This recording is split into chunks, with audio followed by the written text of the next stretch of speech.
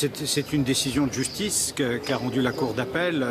Elle a indiqué que René Maratier n'avait pas été malhonnête, n'avait pas évidemment voulu un seul instant la mort de ses concitoyens, mais elle lui a reproché des négligences dans l'exercice de son mandat de maire. Je crois que le jugement des Sables d'Olonne avait été rendu sous l'empire de l'émotion et que celui-ci est rendu sous l'empire de la justice, et c'est ce qu'on peut attendre d'une juridiction. Il y a quand même eu 29 victimes, c'est ce que disent les associations qui les regroupent là aujourd'hui ici à Poitiers, mais qui sont évidemment très déçues. Elles estiment que c'est un mauvais message qu'on envoie au maire. Qu'est-ce que vous avez envie de dire à cela ?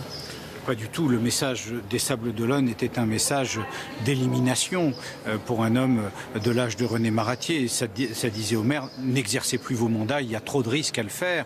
Là, la décision est assumez vos responsabilités, vous devez en rendre des comptes, y compris devant la justice, mais on ne peut pas vous reprocher plus qu'à n'importe quel autre citoyen pour des fautes qui sont des délits non intentionnels, des fautes de négligence qu'on reproche à René Maratier. La Cour rappelle très précisément qu'il n'est pas à l'origine principale des décès, qu'il y a une série de fautes, notamment de l'État dans cette affaire, et en plus qu'on avait affaire à une tempête, à un phénomène météorologique exceptionnel.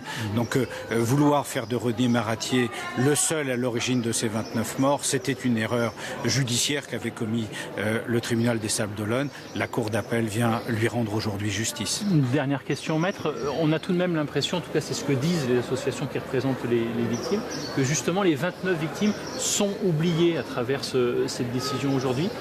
Qu'est-ce que vous avez envie de dire là-dessus ? Absolument pas. Elles ne sont pas oubliées, ni dans la mémoire de René Maratier, ni évidemment dans les mémoires des familles des victimes. La Cour n'est pas là pour rendre justice à cette souffrance, à cette émotion. Elle est là pour dire le droit et dire ce qu'on peut reprocher, ce qu'on pouvait reprocher à René Maratier. Par exemple, elle a dit que toute l'histoire des permis de construire qu'on lui reprochait, eh bien, ça n'était pas lui qui était à l'origine de cette faute, c'était les services de l'État. Donc la Cour a vraiment rendu une décision de justice équilibrée. René Maratier sait qu'il a commis des erreurs, il l'a dit.